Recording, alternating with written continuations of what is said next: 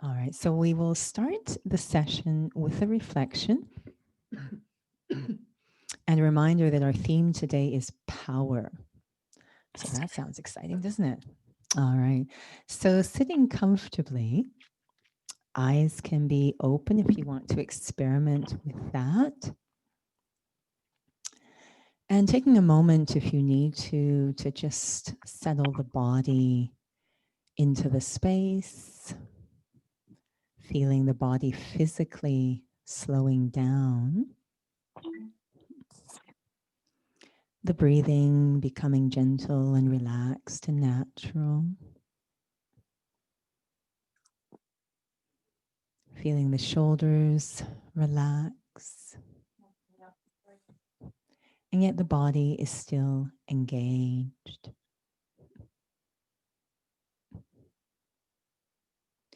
And starting to move my focus from the state of the body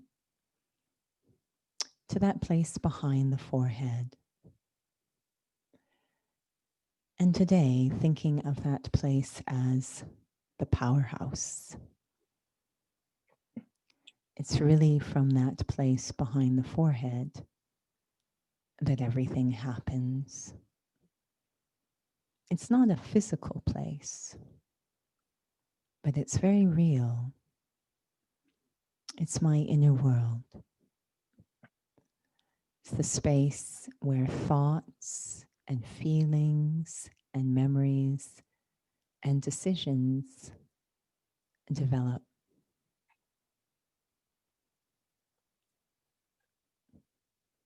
And it's where my sense of self resides.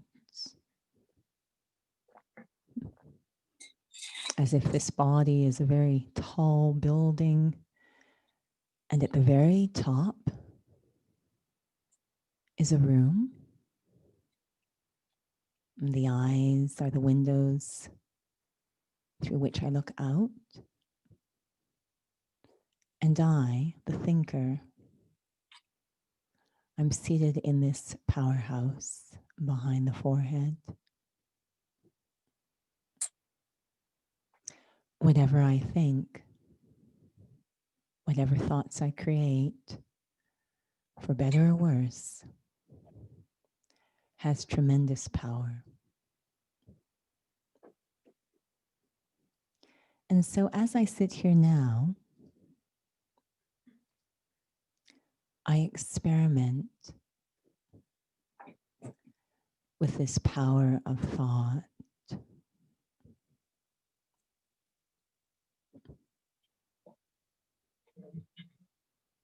I can use these thoughts to create peace, regardless of what's going on outside around me. That's why this is the powerhouse.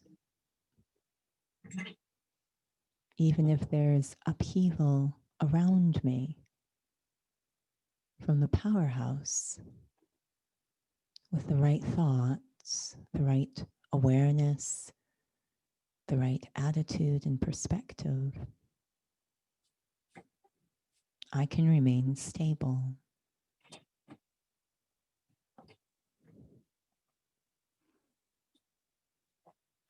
And at this moment, using the power of remembering,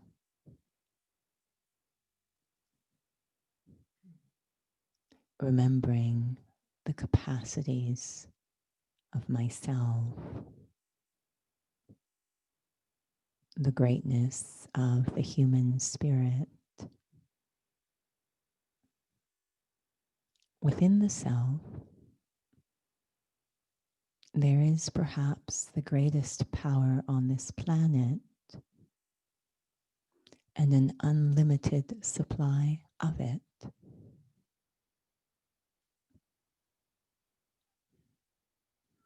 And that's the power of peace.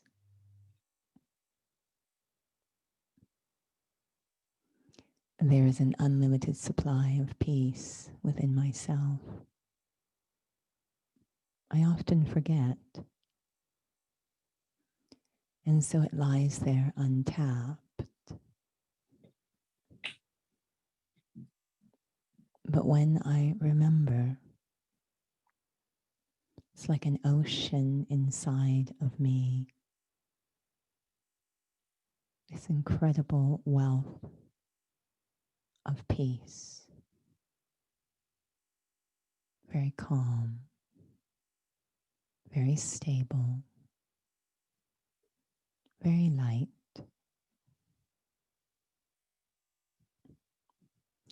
Sometimes I have to be patient before I feel a connection to that capacity inside, only because it's been so long since I tapped into it. But I don't give any power to thoughts of doubt. I have complete faith it is there,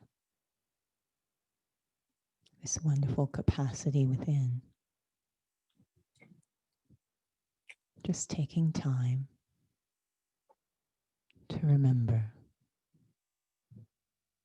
to reactivate that connection to my true intrinsic capacities.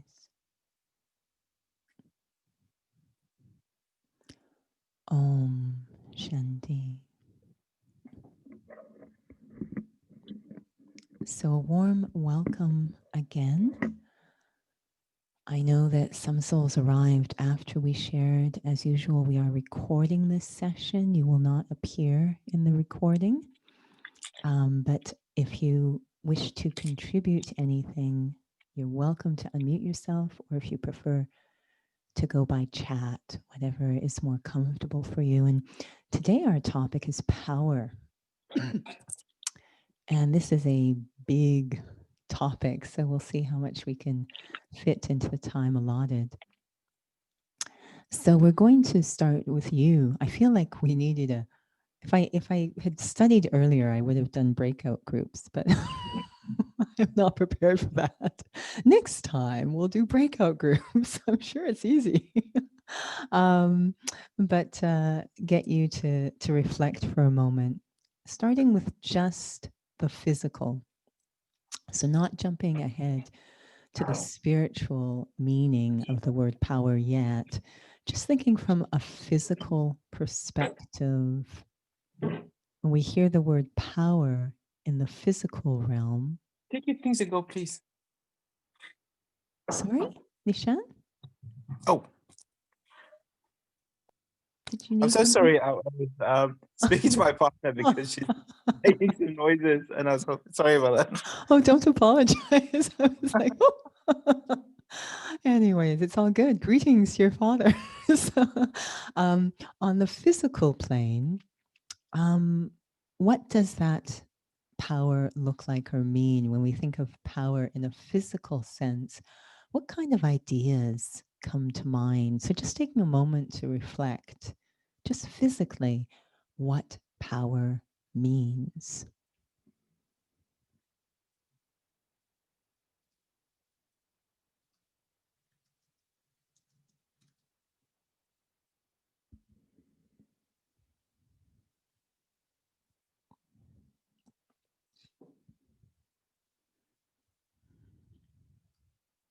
And again, you're welcome once ideas come to either unmute yourself to share, or you can type in the chat box what physical power. A whisper in the air, or whisper. Physical strength. Physical Health. strength. Thanks, Raj. I have from Hema, influential. So physical strength, influential. Nilu says to do task in hands effortlessly. Very nice. I'm going to keep track. I would say being strong. Sorry, Polly? Strong, being strong. Strong. Very, very. I can associate in cycling. So, when cycling, it's kind of the rate, at which energy is being exerted. Mm-hmm. So that's the power. So that's a very scientific concept of power, actually. Yeah, the amount of exertion. Sorry, Nora. Able to change the speed and direction of something, which I was not able to do just now. Able to change the speed and direction of something. Great. Any other thoughts on power physically? Being young, being beautiful, being rich, they're all signs The of young power. have power. Young blood. Yeah, very often this comes up quite often in our classes, the power of the youth. To keep things under control. So we have another one, things under control. Yeah. To turn up the volume. This is related to that, to things under control. I was thinking of authority. Authority. Authority to do whatever. Like to Authority, command. for better or worse, Yeah. authority. Great. Very good list. I just happened to go on to the dictionary here. The scientific in physics, power is the amount, so what Pauline was referring, is the amount of energy transferred or converted per unit time. So wattage is very often what's used in cycling. So that's what Pauline was referring to, the wattage or the exertion of energy. Some other things about it, it's a noun and a verb, but the ability to do something or act in a particular way, so a faculty or quality, so the power of speech, the capacity or ability to direct or influence the behavior of others or the course of events, and this is very often, someone having power over someone else. And then also the verb to supply a device with mechanical or electrical energy. So the car is powered by so-and-so, or move or travel with great speed or force. So some of the classic concepts of power, and of course in fitness, there are these different metrics that we use to measure physical fitness, physical well-being. And of course, one of them is cardiovascular, another is endurance, and then of course there is power or strength and flexibility. That's the classic. It's changed a lot, but power or strength. So I always enjoy that one. The idea of power is, how great a weight you can lift, your maximum weight you can lift in one rep. So this is Olympic lifting we're talking about. That one rep max is a sign of the amount of power someone has physically, the ability to lift a weight. So that's our concepts of power. And, I really enjoyed when I was seeing things like influential.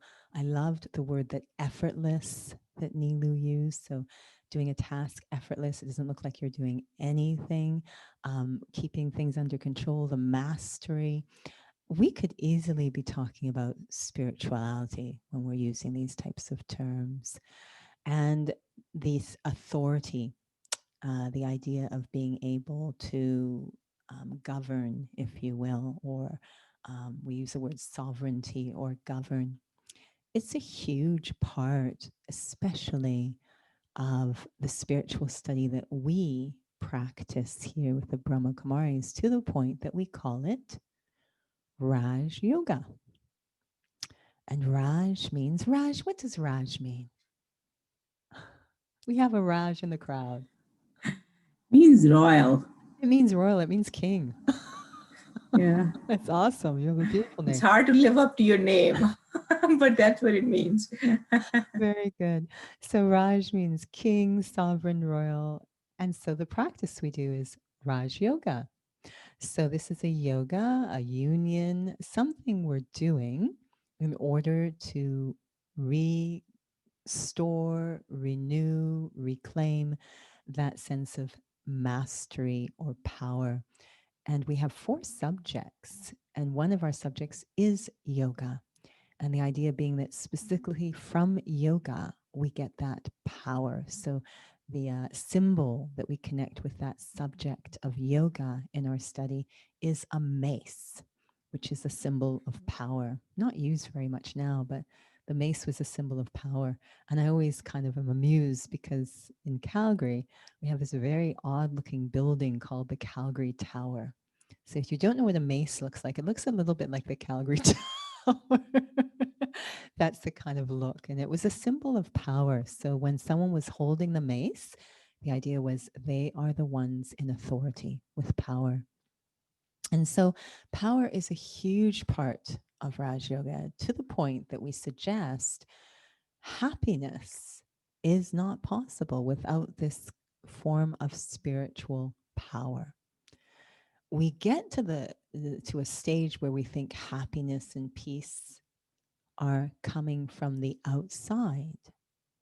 So during times like we're in now, where there's a lot of uncertainty outside, and we had taken our peace and happiness from outside, the state outside, then we start to notice there's fluctuations in our happiness and peace. And what all that tells us is that the outside world had a lot of power over us, right? So if the outside world is deciding when I'm happy and peaceful, then I am under the control of the outside world. So we call that Praja Yoga, not Raj Yoga, but Praja Yoga. Praja means subject. So I am a subject of, or a victim of, or a slave to. I am under the control of an external force. Something outside has power over me. So that means that my peace and happiness are very out of control, right? They really are a function of the state outside. And it's not even that it's the same for everyone, right? Some people want things to be this way, others want things to be the other way. So no one's ever going to be completely peaceful and happy if it's a function of the outer world. In Raj Yoga, we're suggesting happiness becomes stable because happiness comes under my own sovereignty. So it becomes a function of my inner state, bringing the power back into the self. So this is the form of power we're looking at. And I think sometimes souls fear power because there's a very interesting story of power over time. Originally, power was a very benevolent force, and it's always meant to be a benevolent force. But as our character changed, and we continue to have this very external sense of power, power started to be mixed with ego and greed and desire. And so these actually aren't signs of power, but in our minds, we kept thinking this is power. Yes, those negative forces are becoming more powerful, but it's actually a sign of me becoming weaker. So restoring the power, the intrinsic goodness of the soul, so we call it the power of purity. This is the greatest power on the planet, the power of purity. We have a sort of a joke, if you will, that if an adult, a grown adult, you're in a big shopping mall, and a grown adult is standing in the shopping mall, just kind of looking a little bit disoriented, people will be nice, but no one, it's not really a big draw. But if you have a little baby left alone in the middle of a shopping mall, the amount of power that baby has, it's going to attract so much attention. Their purity is going to protect the baby. So power of purity. Purity is an incredible. A pure heart is like gold. So much power. The power of truth, the power of goodness, the idea that truth will always prevail. That's how powerful it is. For a very long time, it can look like things are becoming false and corrupt, but eventually truth will prevail. It's an incredible power. So true power in Raj Yoga is connected to this idea of sovereignty over the self, with this understanding that the self is intrinsically good or benevolent. So when I am empowered, I will become a force that expresses benevolent acts. So that means I have the power to sustain a kinder world. So this is the kind of power that we're talking about with Raj Yoga, but always it starts with the self. So as you're sitting there now, checking in, do you feel you have power over the self, power in your inner kingdom, that power of peace, that power of purity? And what would that look like? What would be the signs that I am a true Raj, that I have power over the inner kingdom, specifically of my mind, which is connected to the heart?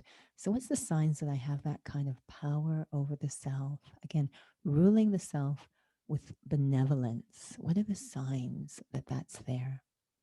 Any ideas?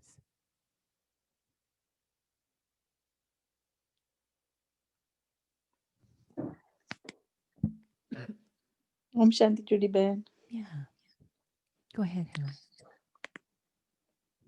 So yeah, having power is like having control over all your senses. So Because I gone through control. such a huge and intense pain in last 4 weeks, Yeah. and I could see that how much powerless I am, right? Because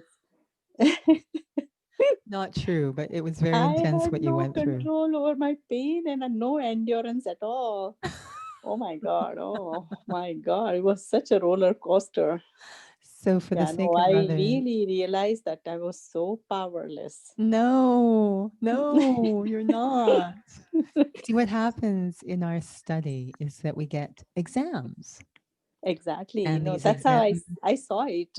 yeah, these exams help us to see where I need to study more. It doesn't tell Yeah. me I'm powerless. Yeah, but I mean, that's what I really need to empower myself, right? So, Right. So yes, Hema went through quite an extreme physical scene. And definitely the physical senses and pain will come under that, the sense of touch. The physical senses really can reveal a lot to us about, sometimes we think I need to gird or tolerate. There is no violence in true power. Now, I would have Nora share about that topic because she watches many martial arts films, but I'm not going to Before, because before. she would take up the whole rest of the class. But suffice it to say that traditionally there was the understanding that true power is not violence. So, in the face of pain, how to have a non-violent mastery. It's one of the biggest exams one can face, actually. Maybe many of you have um, experienced that, but it taught me a lot about the essence of power whenever I was in that kind of situation. So we'll come back to that mastery over the physical senses. It literally is like I am a driver in this vehicle of the car, the body that has these senses. And I would like to think I, the driver, am able to have mastery over the car rather than the car over me. So, how to have mastery over those physical senses, we'll come back to that because it's really coming to the essence of spiritual power. What are some other signs that I am a master of my inner kingdom in a benevolent, non-violent way? Because again, very often we think control is about force and tolerance and violence. So, none of those, if it's benevolent, power of purity is never violent. So, do I have that kind of royal mastery over the self? What would be the signs? There won't be any waste. There wouldn't be any waste. Beautiful. So, no waste. This is actually also scientifically part of, and maybe that's why Emma knows about, but a sign of energy is that the idea of power being used in its best way is there is minimal waste or inefficiency. You can concentrate your capacities where you want to, which is a part of The lack waste, if there's right. waste. I mean, we can put lots under that category. Maybe I was thinking of more overarching because being king is one, but there's so many capacities. Absolutely. Yeah. Even just simple concentration. In this case of the mind in that example, but simply being able to concentrate. When I first came into the study, It was defined the sign of a true Raj yogi. That power is they can concentrate their mind where they want, for as long as they want, whenever they want. This is absolute mastery without any violence over my inner kingdom, the sign that I have power of purity. So we'll come back to that purity again. Any other signs of what does that inner mastery look like? Pauline. Contentment. Oh, sorry. Just hang on, Pauline. Sorry, go ahead. Contentment. Contentment. It's always coming back to the power of purity. Contentment means that I have no desires. And you can reflect for yourself how desires weaken me or pull me all over the place, right? Pauline. You are free of guilt, and there's no doubt about yourself because you believe that your true self and the pureness in your heart. So, Yeah, that's a like, huge one. Yeah. So to think about when I make a mistake, I really like this one. When I make a mistake, how do I respond to myself? How would a self-sovereign respond when I make a mistake? How do I respond? Does it create that guilt, that undermining of self-trust? How would a sovereign respond to themselves if they made a mistake? It's a sign of power. It's huge, and it will very much affect how I then respond to others when they make mistakes. So it's pretty important. Over and over, it's around this purity. So it's story time. Many have heard this story before, so you can have a nap if you've heard this story. It was around a book called Soul Power. Sorry, this body dries up very quickly, so I apologize. So there was a book called Soul Power, and the writer of the book, Nicola de Carteret, or Nikki, old Raj Yogi student who actually was, for those who know who Daddy Genki is, a lot of her spiritual upbringing was under the care of Daddy Genki. So Nikki was based a lot in the UK, but her family has very deep old roots here in Calgary. In fact, any of you who are familiar with Centre Street Bridge in Calgary with those lions' heads, does everyone know this bridge in Calgary has these lions? That was designed by, I believe, Nikki's grandfather. So they have very old roots here in Calgary. And Nikki's mother, who's from Calgary, had a residence still here, even though she lived in the UK. And so when Nikki was writing this book, Soul Power, she wanted a little bit of, she at that time was quite well known in the BK world. So it was difficult for her to get privacy and solitude. So she decided to come to Calgary. There was a residence here, her mother's place. And so she sort of set herself up there to do the first draft of the book. And I would often, she was fine if I went and visited her. So I would often go and maybe bring her food or just sit and chat, see if she needed anything. So I would often go and visit her. And there was one day she was writing the chapter in her book on letting go. This is perhaps the biggest, this is the power of purity. This is it, letting go. So it was a chapter on letting go. And while I was there, I said, oh, wow, that's such an interesting topic. I have a story for you on letting go. And so I was telling her this story of when I was in junior high, and some of you may have had to do this. We had to do the Canada fitness test. Do you remember this? It was like 6 different metrics on flexibility, speed. And one of them is you had to hold on to a bar at eye level and see how long you could. Does anyone remember this? You probably repressed this memory. It's pretty traumatic, but you had to hold on to a bar and see what your power or strength was. And I still do, an older sister, and she did everything well. So, she had done the fitness test already, and she always got the highest level, which is the award of excellence. So I was doing it after, and I thought, oh, well, I better try and get the award of excellence too. Huge amount of ego speaking, which is the sign of not having power. But anyways, so this moment came where we had to hang on the bar, and our gym teacher put us on the bar in pairs. So there was two of us hanging on the bar. And in my mind, I had programmed, this is the power of our thoughts, for better or worse. I had programmed myself. I knew how long I had to hang on. Given what my sister had shared, I had to hang on at least that long. So up we get on the bar, and our gym teacher, Mrs. Stevenson, wasn't really that inspiring. So she said, if you only want a bronze, you can let go now. She really wasn't.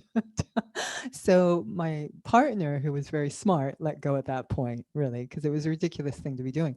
But I was like programmed, I have to hold on for a certain amount of time. So she says, okay, Judy, if you want a silver, you can let go now. She was timing it. And of course, I was kind of ignoring her because it had nothing to do with my objectives. She says, okay, Judy, if you want a gold, you can let go now. And I was like, well. She says, okay, Judy, if you want the award of excellence, you reached that time. I said, no, but I haven't reached the time, right? The time I had programmed myself with. So I'm hanging on to this bar, which is supposedly in the physical world a sign of power, holding on. Such a sign of people hold on to power so deeply. So I'm holding on. Meanwhile, my body is starting to do this because the body has a protective mechanism that when you have it in a flexed position for longer, yes, I did. Longer than I do, it starts to shake. So it's shaking, but I'm waiting. And then finally she says, Judy, here's the time. It was the time I had been waiting for when I would then let go. But guess what? I couldn't let go. Because the only way I got to that time was, okay, just hold on 5 more seconds. Just hold on 5 more seconds. And this is what happens in our lives. We don't know how to let go. We have such a deep addiction to holding on as a form of survival. We're not really living or thriving. We're just surviving by holding on. So I'm holding onto this bar. Everyone at this point has stopped their other exercises and they're just looking at me like I'm insane. And they're absolutely right. I am insane because why am I still holding onto this bar? And everything's shaking. And I literally don't know how to let go anymore until something happens that we call a crisis in our lives. The body just said, I'm not holding on anymore. And in a very undignified way, I kind of fell off the bar in a crumpled heap. So it wasn't very royal at all. And that's really what crisis looks like in our lives, isn't there? Isn't a lot of dignity, but we're forced to let go. Does that sound a little bit like our current situation? Forced to let go because we don't know how, we don't have the strength. In physicality, power, which is fed largely by ego and desire and greed. So these impurities of the heart have us holding on. Got to hold on to my image. But in spirituality, and we call that power, and we actually praise it in each other. But in physicality, spirituality, everything's always the opposite. So in spirituality, the sign of power, we call it purity, is the ability to let go. The ability to let go is a sign of power in spirituality. I can let go easily because I'm content. So the example Pauline gave is beautiful. When something happens in the past, how easy is it for me to let go? Do I keep remembering it? Do I keep beating myself up over it? Do I beat up other people over it? Forgiveness, does it come easily? Can I let go? The sign of a pure heart, the power of purity. It's very challenging because we've lost that power, the power to let go.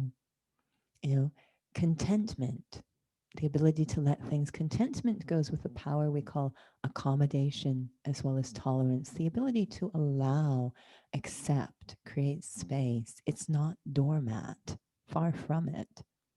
It's a power that will begin to look like grace and royalty. You know, this very mature stage of allowing is a power. And so beginning to think of how much letting go looks like in the various aspects of our life, and not to confuse letting go with quitting or running away or escaping. Hema, do you have a hands up, or are you giving us blessings? Or are you showing us what letting go looks like? No, I just wanted to share something. Yeah. While you are, yeah, it's Go just ahead. like on a workplace as well. Like I've seen people, like they keep getting the promotion, right? So and then it's very powerful. Like when you get a promotion, you really like it because you feel like you are more empowered, you have more authority, you have more control and all, right? But then I have seen those people eventually they were saying that we are not enjoying what we are doing right now. Actually, we really want to, it's a kind of we are riding on a lion, right? So, like, if you're riding on a lion from outside, it looks like you are so powerful that you are like lion is under control of you. But actually, that's not the case. You are riding on a lion because if you get down from the lion, you will be. Yes, exactly. Right. So this is really fake, actually, these powers. Sometimes it looks very powerful, but I have seen, and at the same time, ego is so huge that they cannot step down because sometimes I suggest that what is stopping you to step down if you don't enjoy what you're doing or you don't enjoy your position, whatever, why don't you step down? And they would say, no, that would be hard. So they rather keep doing what they are not enjoying.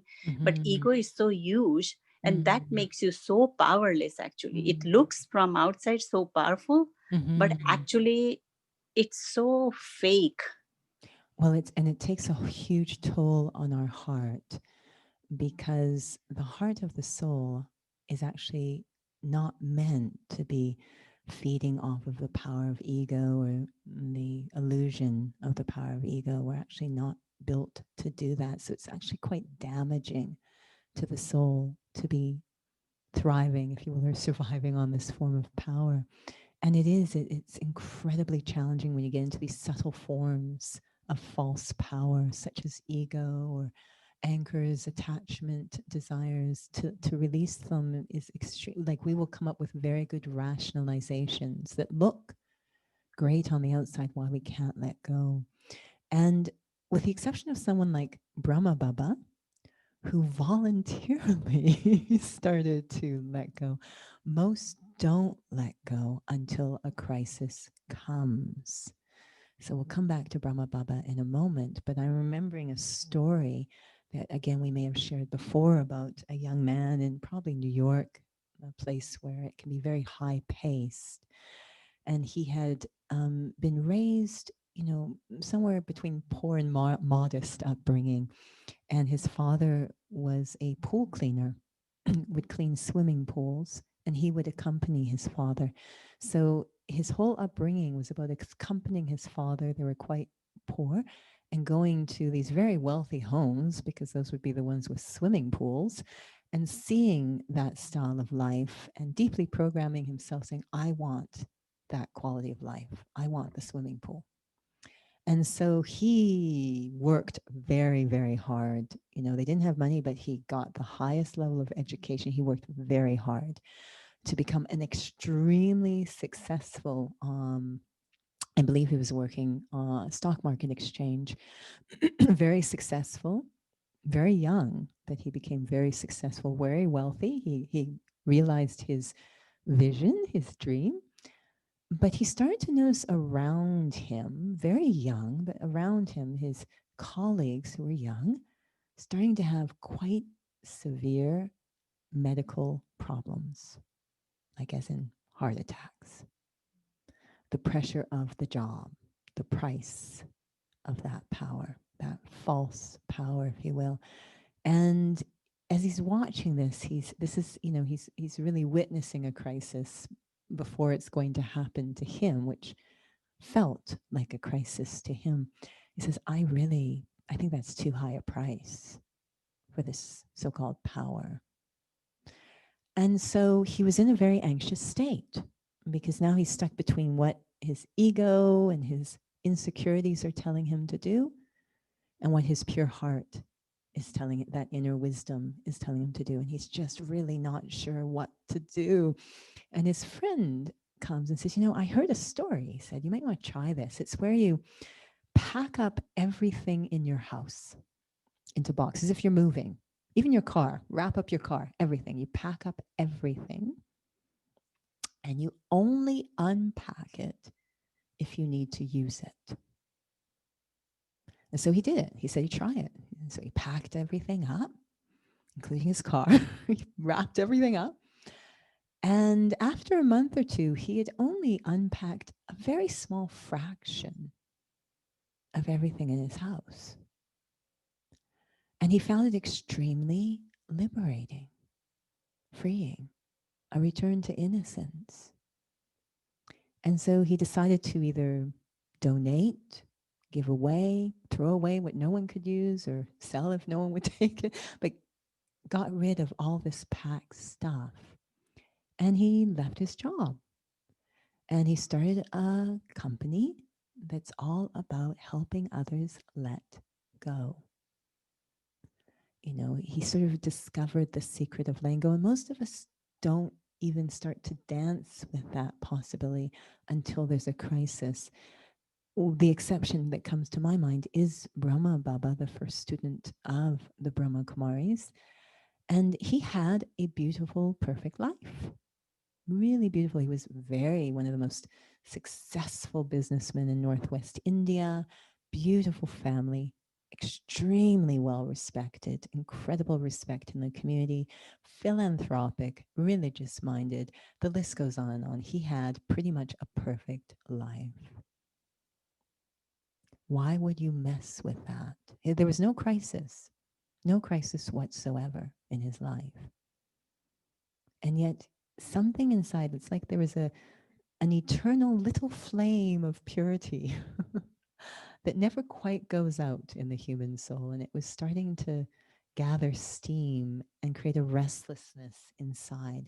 He said, I seem to have everything, but I feel like I'm missing something important here. Something's missing. And, he somehow on his own started to develop this power of purity, this capacity to let go of basically what damages the heart.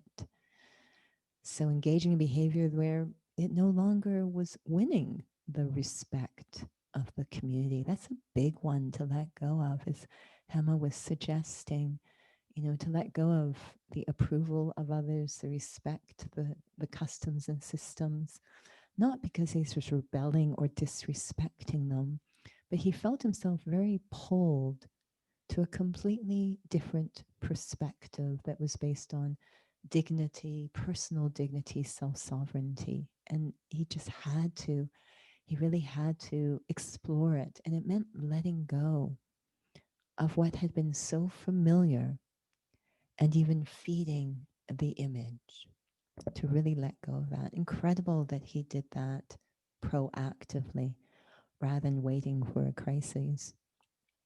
So this power of letting go is fascinating. And the issue we have is that as we become more weak spiritually, our attachments grow stronger. Attachment is a sign of weakness, that my mind isn't able to let go easily of the past. It's a sign that I'm lacking the power of purity. And so how do we get this power of purity? And what we start to notice for Brahma Baba, and right now we're looking at his personal diary of 1932, which predates when he actually began to study Raj Yoga. It's fascinating because he had these conversations. He would kind of have these inner conversations that were very royal, but they always seem to involve God. He was always sort of involving God in these inner conversations. It's quite fascinating to look at his journal. And what we begin to see, what Raj Yoga, what the yoga part has to do with the Raj, restoring that self-sovereignty, letting go of the things that weaken me, is somehow I need to involve another entity, another element. And the example we sometimes use is of a little child who is holding a pair of scissors. So I want you to bring up the image in your mind of a little child playing with a pair of scissors because they just see a glittery thing. How does that make you feel? A little child playing with a pair of scissors. Does that make you comfortable? Because that's pretty much what our lives have become, is we're playing with a pair of scissors all the time. And so this little child's playing with a pair of scissors. Now you could violently take the scissors away and they'll cry because you've just destroyed their attachment. They'll be very upset. But there's another way you can do it that requires no violence whatsoever. So you go and get your car keys, shiny, as shiny as the scissors, and you start to dangle them. What happens? They naturally let go of the scissors, and now you no longer have any car keys. Luckily, they don't know how to drive, so it's okay. But the idea that I'm going to shift my attachment to something that's safe and might even restore my power. This was the piece that intuitively Brahma Baba seemed to be figuring out. That before, all his attachments were to things externally. So he was a slave to the external. It was actually weakening him. He thought, wait a minute, I need to build up my own internal sense of power, this very benevolent, pure power of the soul that enables me to express benevolence, this truly happy royal life, without being affected or influenced from the outside in. Doesn't mean I don't care. He was very sensitive and aware of what was going on around him. He just did not react. He was able to respond from the capacities, the benevolent capacities of the soul. So he said, I need to build up that power of purity, that power of benevolence within, and it's never going to happen through trying to take power from these outside sources. It's not going to happen that way. They're draining my power. So he said, I need a replacement. I'm getting my ego fed from the outside, my desires fed, my greed fed from all this. I need something to replace that still feeds me, but feeds me pure power rather than draining my power. And so this is why we talk about Raj Yoga or union or connection or link, linking up with the source of pure power. And that's a spiritual source. So I would not recommend at all to anyone listening that you go and take your finger and stick it into an electric socket. That's a really bad idea. That's not the kind of power we're talking about. It's not physical power. We're talking about spiritual power. I need a source of spiritual power. I am never going to find that in anything physical. The physical will definitely feed ego and attachment, but it will never feed spiritual power. I need to plug into a source of spiritual, pure power.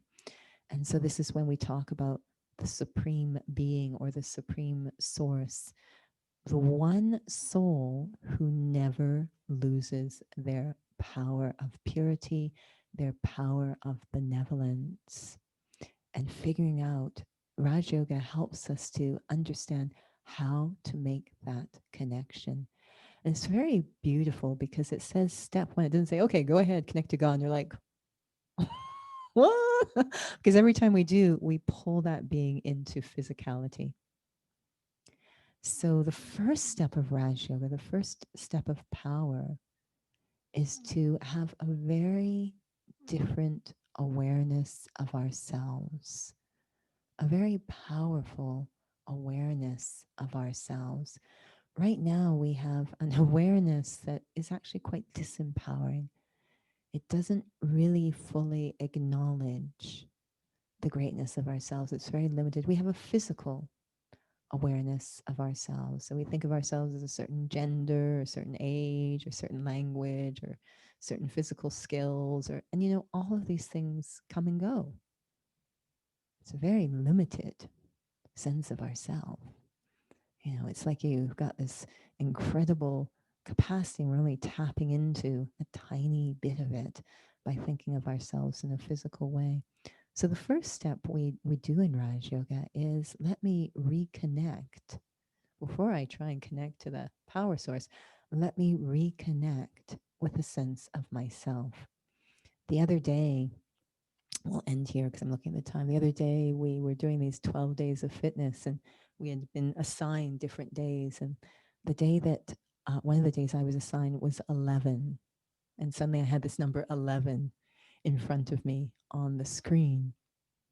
And it talked about self-trust and dignity, and this idea of repairing the relationship with the self, really reconnecting with our own, a very powerful awareness of the self. And so when I saw the words 11, I saw 1 and 1 and pairing them again. And they both have to be ones. They have to be the same in order to pair. So to repair means to pair again. So if this is a 5 and this is a 1, they can't pair. They need to be equal to pair, if you will, completely. And so this is the concept of I'm trying to connect to the power source. And so when I connect to the power source, I want to have a plug and I want to have an outlet, and they need to matchy match. Right? Sort of like matchy match. They need to go together now. I once had a vacuum cleaner. It was really good vacuum cleaner, actually. It worked really well, but the plug had been kind of broken. And so it needed to be repaired because I had one of the sprocket things that stick out had gotten all bent and broken off. So now so this had to be repaired so that it can connect. So if I'm trying to connect to this supreme power source, extremely benevolent being, not a trace of violence, despite how we might talk about that being, I need to kind of be on the same page. I can't connect to a spiritual being while I'm in a physical awareness. There's no connection. There's nothing, no way I can plug in. So the first powerful act is letting go of this, of thinking of myself in just a physical way. That's going to enable me to connect to a spiritual source. And that spiritual source is like an unlimited ocean of everything the soul needs. It's like a one-stop shopping center where you can get everything you need spiritually. But I can't get to that treasure store if I don't have the key to get in. So coming into that same state that I can access that power source. That first act, once that's done, you're home free. But that first act of experiencing myself to be a soul, when we're weak, it's a lot to ask. We've come to realize it's a very simple thing. But to let go of thinking of yourself in a physical way, I need the power to do that. So a part of Raj Yoga, which we'll have to leave for another day, is starting to embrace disciplines that will make it possible for me to perform that first act of power, to let go of thinking of myself in a physical way. We even have to gain a little power to do that powerful act, if you will. And one thing that helps us a lot, doesn't have to be crisis, but disinterest. That's a power of its own. So we'll have to leave that for another day because we've run out of time. It's like a cliffhanger. But don't hang on. Let go. It's a cliffhanger where you don't hang on. But you can reflect on how that power of disinterest might set me up to take that step of power. So we'll end with a little reflection. I don't know how we ran out of time, but I so enjoyed all of you joining today. And next time we meet, it is, we have no idea. Shall I go and try and find for you? Just hang on here. Bear with me. Bear with me. I have ways and means to answer something I should probably know the answer to. Oh, let's see here. Does anyone want to guess? It's not healing. Maybe it's flow. It's stamina. So next time we meet, it's stamina. So you can reflect on that a bit. If you choose, let's end with a short reflection. Just even to be able to engage in this kind of reflection, to be able to sit here and recruit focus is a tremendous act of power. I begin to focus on my inner world and what's fueling me is a little bit of disinterest in looking outside. I'm not running away or avoiding, but I have an interest in taking care of myself inside. I've tried doing that through the outer world, and it requires so much effort and laboring. So for now, I'm able to let go of looking at the outer world through my deep interest to go inside, care for the self. I create inside a simple space, like a sanctuary. It's uncluttered, light, and when I'm there, I can focus on just being. There's no sense of time. There's no deadlines. There's no pull to act. Just this practice of being and realizing that I do not require awareness of the physical body to experience just being. It's a very internal practice. Awareness of the physical body fades away. I'm just aware of my own presence. I, the thinker. I, the observer. I, the being. I, the soul. This calm state. No pulls. Just settled in this quiet space inside. A space that feels healthy, healing, renewing. When I experience something fulfilling, such as I do in this quiet space, it's easier to let go of the usual places I am pulled. So I will continue to practice just this simple act of coming inside,